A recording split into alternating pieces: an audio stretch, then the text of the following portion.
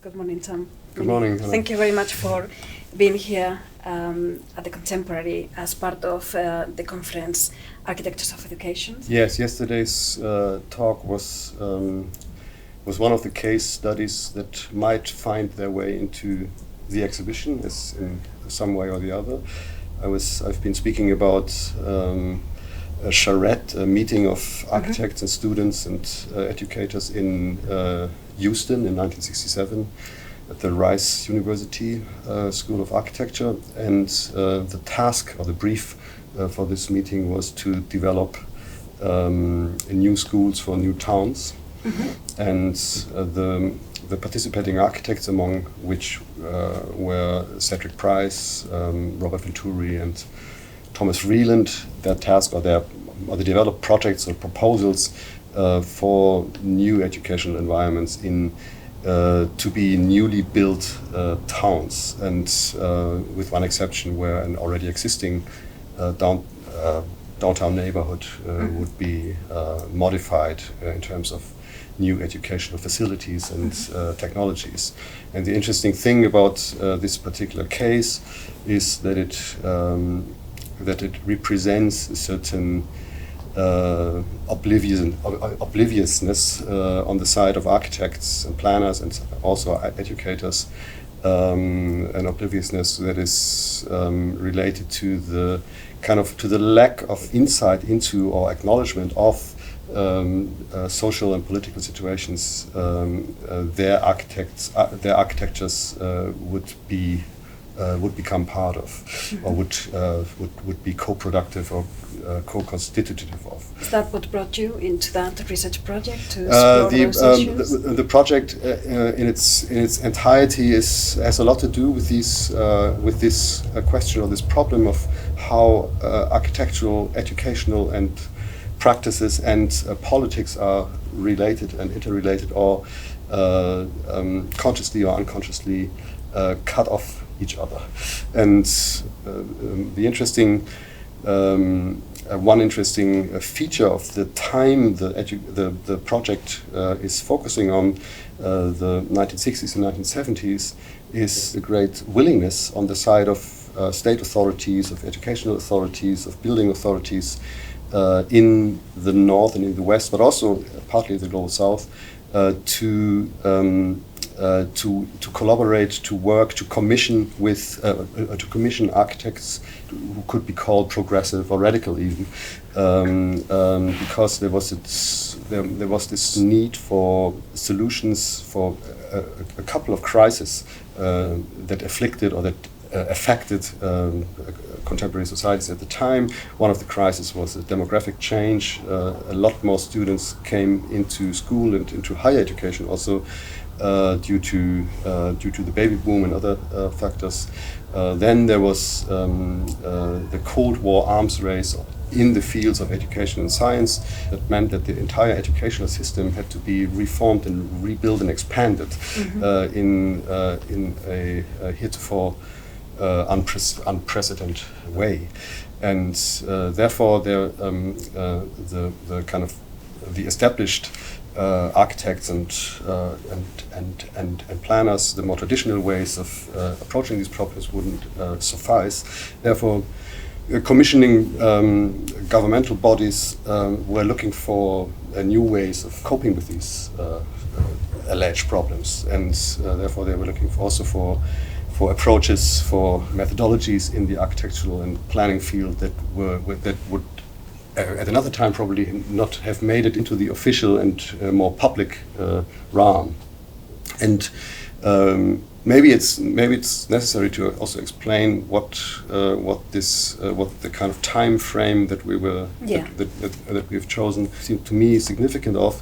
In 1957, in October 1957, the Soviets successfully launched a satellite, the famous Sputnik, into the Earth's orbit, and this was like a signal or like a wake-up call for the US and for the entire Western Alliance, Northern Western Alliances, to take measures to close the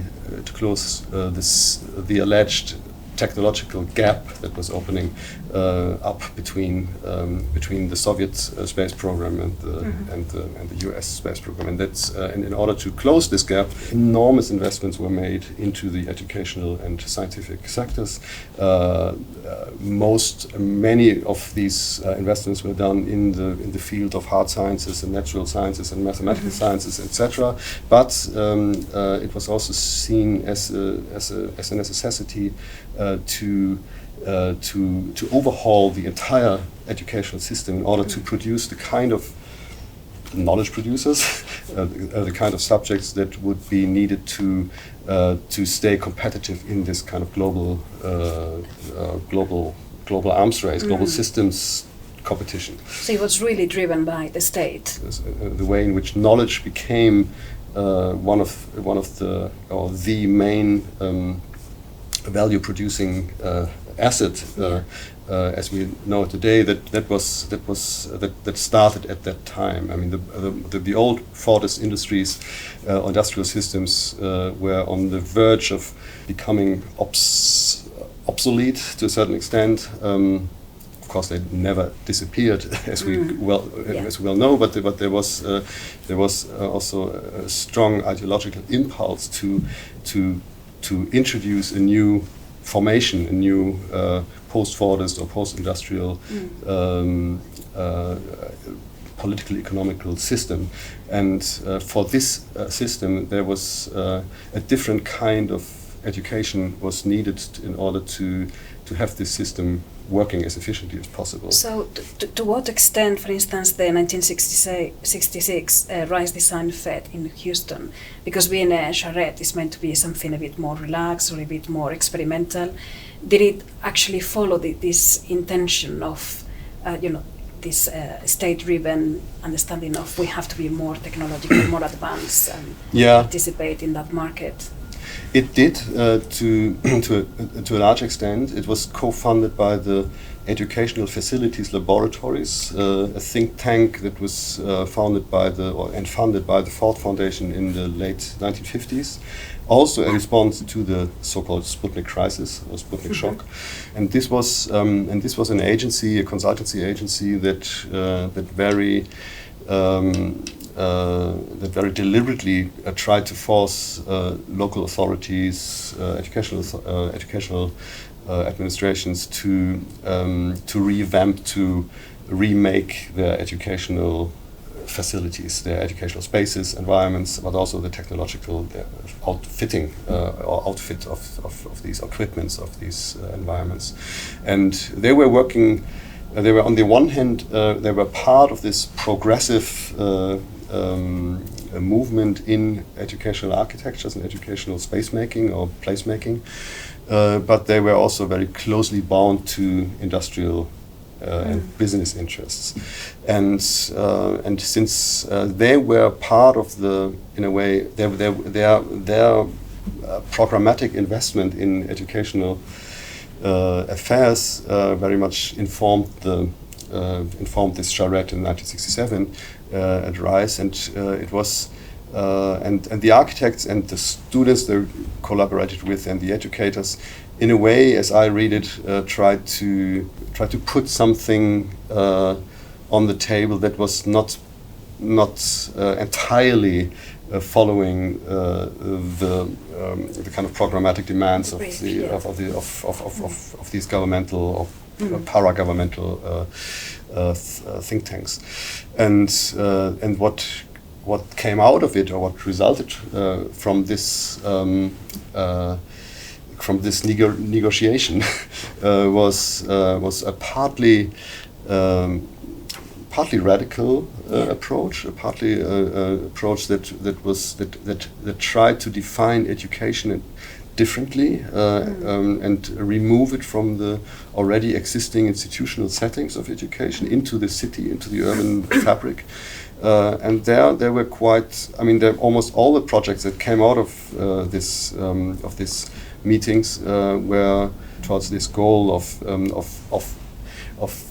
defining education as a pervasive, long life and ubiquitous activity.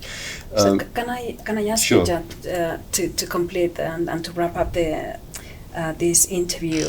How did you see the impact of these projects, of these case studies that you have been studying in the 1960s and 70s? How does it relate or connect or influences or impacts, or does it, especially nowadays education? I mean, yesterday, for instance, one of the concepts that we were talking about is employability. So to what extent can we actually use charrettes and other experiments in art or architecture schools when there is such a pressure in getting our students to be employable? So do you see any connections or any influences? There is, I mean, for one, it needs to be said that this entire period of school reforms, of educational reforms, both affecting the primary and secondary and the higher educational sector, are almost entirely forgotten. There's a certain amnesia with regard to this extremely productive, extremely innovative, and extremely also problematic, contradictory period. And my hope is, in a way, to make available this archive of educational and architectural experiments, many of which failed for very different reasons, to make available this archive to the contemporary discussions around crisis in the educational system and the need to build and to repair the system, also in its very physical state, because it's a very, I mean, it's deteriorating everywhere, and but this again is not really new. This is not really specific only for our contemporary situation, because education has always been characterized by and accompanied by calls for crisis and crisis and education are an almost are strongly linked couple. And for this, but since the 60s and 70s also perceived a crisis, a large crisis, and global educational crisis, that was one of the major ideas at the time. It might be an interesting point in history to revisit in order to get some of the contemporary problems solved. Excellent. Well, thank you very much for your time, Tom. Thank you, Anna.